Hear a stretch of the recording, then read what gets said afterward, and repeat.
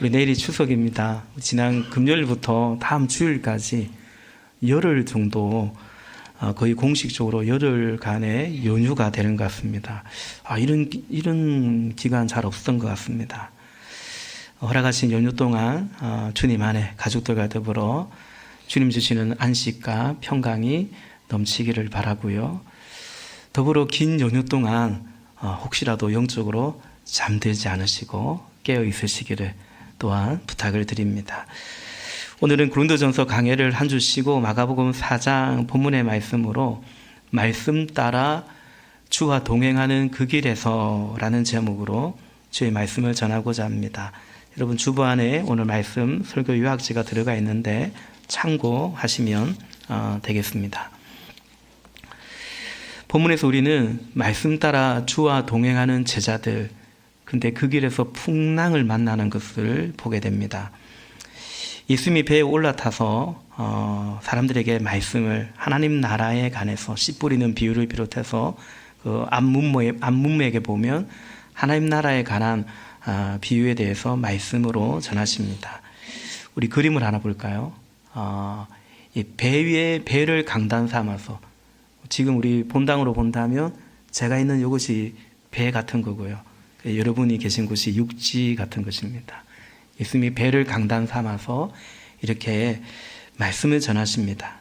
그러다가 저녁이 되자 예수님이 배에 탄 그대로 저 바다 저쪽으로 건너가자 35절에 그렇게 말씀하십니다. 사실은 이제 바다가 아니고 갈릴리 호수입니다. 근데 이 사람들이 이해하는 개념 그대로 바다 저쪽으로 건너가자라고 말씀하셨어요. 제자들이 말씀에 순종해서 그 호수를 이미 저녁이 되고 어두워졌는데도 말씀에 순종해서 그 호수를 건넙니다. 그리고 그 배에는 누가 계시냐? 주님이, 예수님이 함께 계십니다. 주님과 말씀을 따라가고 있고 주님과 동행하는 길입니다. 오늘 말씀의 제목 그대로 지금 제 아들의 상황이 그러했습니다. 우리 또한 그렇지 않습니까? 우리의 신앙 여정도 그렇죠. 이렇게 명절에도 주의 말씀을 따라 주의 날에 올라와 예배합니다. 그리고 우리가 주의 말씀을 따라 할 수만 있다면 주와 동행하는 그 길을 우리도 가고 있습니다. 그런데 37절 말씀에 보니까 거센 바람이 불어서 파도가 몰아칩니다. 점점 물이 배 안으로 차고 마침내 물이 그 배에 가득 찼습니다. 우리 그림을 하나 더 보면 오늘 아이들도 같이 예배해서 이렇게 물이 배에 가득 차는 거예요. 거센 파도가 몰아치는 거죠. 근데 예수님은 배에 오늘 본문의 고물에서 배의 뒤쪽 후미에서 너무 고나셔서 주무시고 계셨다. 어쨌든 주님 말씀을 따라 주와 함께 가는 여정인데 그런데 이렇게 풍랑을 만난 것입니다. 주님이 건너가자고 해서 순종해서 가는 길이에요. 주님이 함께 계세요. 동행하는 길인데 그럼에도 이런 풍랑, 고난이죠, 위기죠. 이런 시련을 만나기도 합니다. 제자들의 상황이 지금 그랬습니다. 말씀 따라 주와 동행하는 그 길에서 풍랑을 만난 것입니다. 이것은 불순종해서 가는 길이 아닙니다. 여러분, 그처럼 우리의 시련은 꼭 우리의 불순종, 우리의 죄 때문에 우리에게 일어나는 것만은 아닙니다. 말씀 따라 주와 동행해도 시련은 있습니다. 어쩌면 더 많을 수도 있습니다. 이 세상 물결 거슬러 이제 주의 말씀을 따라 믿음의 길을 가다 보면 이전에 괜찮았던 것이 괜찮아지지 않고 이전에 적당히 그거 허용했던 거 이제 내가 허용하지 않으면 또 그것을 끊을 것 끊다 보면 오히려 주의 말씀 따라 믿음의 길 가는데 시련은 어려움은 더할 수도 있는 것 같습니다. 이것이 말씀 따라 주와 동행하는 그 길에 제자들 그리고 오늘 우리의 현실이 되기도 합니다. 두 번째 본문에서 우리는 이 말씀 따라 주와 동행하는 그 길에서 내 힘으로 살아가는, 내 힘으로 어찌해 보려는 제자들의 모습을 보게 됩니다. 베드로를 비롯해서 12제자 가운데 여러 사람들이 이곳 갈릴리 뱃사람들입니다. 어부 출신입니다. 그러니까 이 갈릴리의 이런 자연 현상에 이 지형적 영향으로 갈릴리 이 호수는 이런 폭풍이 종종 몰아쳤던 것입니다. 그러니까 이 갈릴리 이 뱃사람들이기 때문에 이런 강풍에도 이들은 익숙하다라고 볼 수 있습니다. 그래서 이들은 자신의 방법과 자신의 경험을 총동원해서 이 문제를 해결하려 합니다. 그러다가 한계에 다다르게 되죠. 물이 배에 가득 차고 배가 가라앉고 죽을 고비에 처해집니다. 바로 그때 예수님을 찾습니다. 37절 말씀에 보면 바람이 불고 세찬 바람이 불고 파도가 치는데 물이 점점 들어오는데 물이 배에 가득 찼다라는 거예요. 그리고 38절에 보면 그때 비로소 이들이 잠들어 있는 예수님을 깨우는 것을 보게 됩니다. 우리 38절 말씀 같이 한번 읽어볼까요? 38절 시작. 예수께서는 고물에서 베개를 베고 주무시고 계셨다. 제자들이 예수를 깨우며 말하였다. 선생님, 우리가 죽게 되었는데도 아무렇지도 않으십니까? 아멘. 너무 고단하셔서 예수님은 주무시고 계셨습니다. 그 강풍이 예수님을 깨우지 못했습니다. 예수님의 평강을 깨지 못했던 것입니다. 제자들은 이미 평강은 깨어졌고 너무 무서워서 예수님을 깨웁니다. 그런데 오늘 이 38절의 제자들의 이 워딩이 예수님 향해서 말하는 이 워딩이 별로 좋지는 않습니다. 오늘 예수님이 이 바람과 이 파도를 꾸짖으시는데 어찌 보면 제자들이 예수님께 꾸짖듯이 이렇게 말하고 있어요.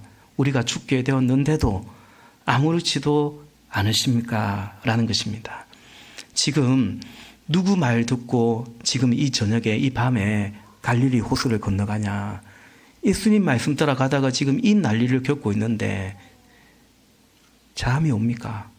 우리가 지금 죽게 되었는데 어찌 콜콜 자고 있냐고, 아무렇지도 않냐고 그렇게 따지듯이 말하고 있는 것입니다. 원망과 불평이 들어가 있는 거죠. 언젠가 말씀드린 것처럼 그냥 그대로 주님께 아뢰는 거, 시편 기자가 그러하듯 그대로 그 마음을 토하는 것은 얼마든지 가능하죠. 그리고 그것이 바람직한 것입니다. 주님, 죽을 것 같습니다. 너무나 무섭습니다. 그 마음 그대로 아뢰는 거죠. 좀 도와주십시오. 구원해 주십시오. 살려주십시오. 그 마음 그대로, 그 감정 그대로 아뢰고 그리고 주의 도우심을 구하는 것이 합당하다라는 것입니다. 우리가 오늘 본문에서 확인되는 제자들의 모습은 예수님은 이들에게 마치 마지막 방법, 최후의 수단처럼 보입니다. 자신들의 방법으로 하다가 안 되니까 그제서야 물이 처음에 찰 때는 어찌 해보려고 하다가 배에 가득 차니까 그제서야 마지막 수단처럼 예수님을 찾고 예수님의 도움을 구하고 있음을 봅니다. 그런데 이것은 꼭 위기 때만 기도에서만 그런 것이 아닐 수 있습니다. 같은 맥락으로 보면 예수님이 먼저가 아니죠. 먼저 예수님을 찾는 게 아니죠. 내 방법대로 해보고 내 가진 것으로 해보고 내 힘으로 해보고 그리고 예수님을 찾는 거예요. 한마디로 예수님이 우선순위가 아닌 것입니다. 위기 때만 그런 게 아니고 일상에서도 내 삶에서도 예수님이 그럴 수 있다라는 거죠. 다른 것이 더 먼저이고 다른 것이 더 값지고 더 우선시 될 수 있는 것입니다. 제자들은 예수님이 어쨌든 그랬습니다. 이제 예수님이 십자가 지시기 전에 예수님이 나의 장례를 예비했다고 말했죠. 그 값비싼 향유 옥합을 부어서 예수님의 발에 부었을 때 제자들은 어떻게 말합니까? 그 여인을 막 혼내죠. 꾸짖습니다. 왜 이걸 아깝게 시리 허비하느냐고 말했던 거죠. 예수님이 더 값지지 않았습니다. 예수님이 그것보다 더 우선이고 먼저이지 않았던 것입니다. 사랑하는 여러분, 오늘 예배하는 우리도 그럴 수 있지 않을까 싶습니다. 하다 안 될 때 그때 주님 찾고, 평소에는 기도하지 않고 꼭 그럴 때만 기도하는 것 아닙니까? 기도만이 아니라 내 삶 가운데 주님이 먼저가 아니고 여러 면에서 주님이 우선순위가 아닌 것 아닌지요. 말씀 따라 주와 동행하는 그 길에 있지만, 그러나 주님은 먼저가 아니고 우선순위가 아닐 수 있는 거죠. 시간도, 물질도, 어떤 삶의 우선순위도, 헌신도 주님이 우선순위가 아니고, 해보다 안 되면 그때서야 주님을 찾는 것처럼 다른 거 먼저 하고, 다른 데 시간 먼저 쓰고, 다른 데 물질도 먼저 써버리고, 그 다음에 여유가 되면 주님도 섬기고 물질도 드리고, 우리 혹시 그럴 수 있다라는 것입니다. 이것이 말씀 따라 주와 동행하고 있어요. 입에 주님이 함께 계세요. 엄연히 그러한데 예수님이 먼저가 아닌 거죠. 내 방법이, 내 경험이, 세상의 방식이, 사람들의 이 들려오는 말들이 먼저이고, 그리하여 그냥 그걸 따라가고 내가 원하는 대로 살아가는 것이 먼저일 수 있다. 그러다가 하다 안 되면 결국은 항복하고 최후의 방법이고 최후의 수단처럼 주님은 늘 그렇게만 우리에게 있을 수 있다. 그러지 않기를 원하는 거죠. 오늘 본문 가운데 셋째 마지막으로 말씀 따라 주와 동행하는 그 길에서 오늘 제자들이 다시 또 나의 길을 가는 것 같다. 말씀 따라 주와 동행하는 그 길에서 풍랑도 만나고 기적도 체험하는데, 그런데 다시 또 그냥 나 살던 대로 나의 길을 가는 그런 장면을, 그런 생각을 해보게 됩니다. 예수님이 바람을 이제 깨어나셔서 바람을 꾸짖으시고 파도들어 명령하자 물결이 고요하고 잠잠해집니다. 우리 그림을 한번 볼까요? 예수님이 멋지게 저 바다에게, 저 바람에게, 파도에게 명령해서 이제 물결이 잠잠해집니다. 39절 말씀 같이 읽어보십시다. 시작. 예수께서 일어나 바람을 꾸짖으시고 바다더러 고요하고 잠잠하여라 하고 말씀하시니 바람이 그치고 아주 고요해졌다. 아멘. 아멘. 그러자 이걸 본 제자들이 깜짝 놀랍니다. 우리 41절도 우리 한 번 더 같이 읽어보십시다. 시작. 그들은 큰 두려움에 사로잡혀서 서로 말하였다. 이분이 누구이기에 바람과 바다까지도 그에게 복종하는가. 아멘. 두 가지 사실에 놀랍니다. 첫째는 예수님에게 놀랍니다. 이분이 누구이기에, 도대체 이분은 누구냐.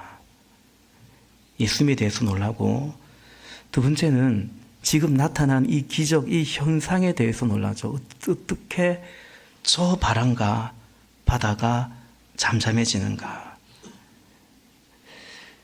나타난 현상에 대해서, 그러니까 제자들 자신들의 삶에 이루어진 일에 대해서, 오늘 내 삶에 이루어진 일에 대해서 놀라는 것입니다.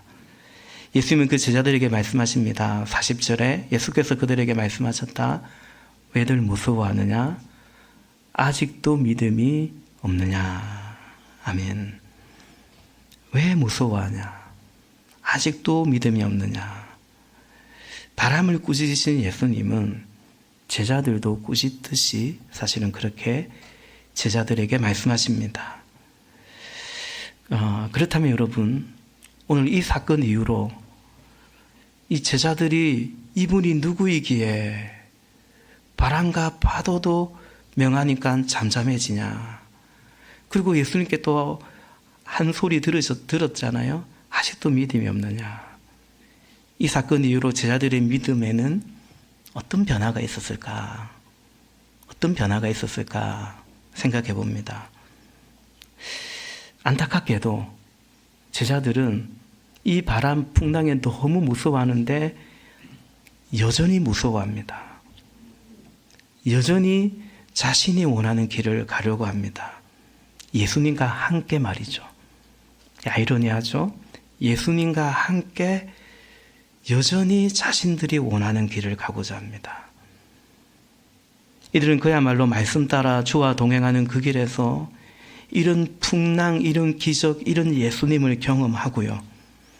그리고 다시 그들은 주와 동행하지만 자기들이 원하는 나의 길을, 어쨌든 제자들은 그렇게 갑니다.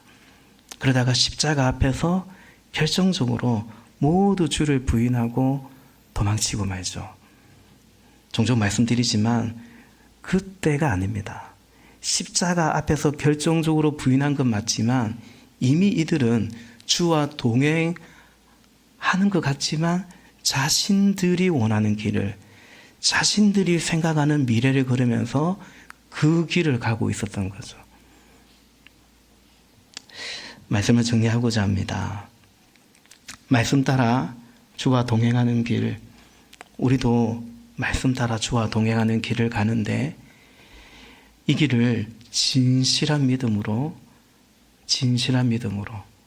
그리고 진정 주를 따르며 동행할 수 있기를 바랍니다. 본문의 사건은 예수님이 의도하고 허락한 시련인가 우연인가, 허락한 시련이라고 볼 수 있습니다. 제자들의 믿음을 연단하는, 제자들을 넘어뜨리겠어가 아니라 제자들을 더 세우기 위한 연단이고 시험인 것 같습니다. 그러나 제자들은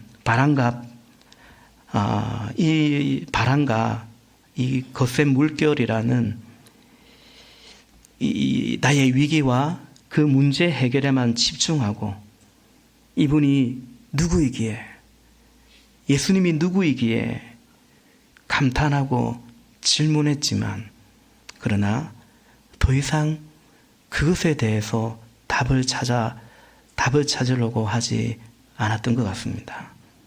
놀라긴 했어요. 놀라고 마는 거예요. 말씀을 듣고 깨닫기도 했어요. 깨닫고 마는 거예요. 배우기도 하고 도전도 받는데 그냥 그러고 마는 거예요.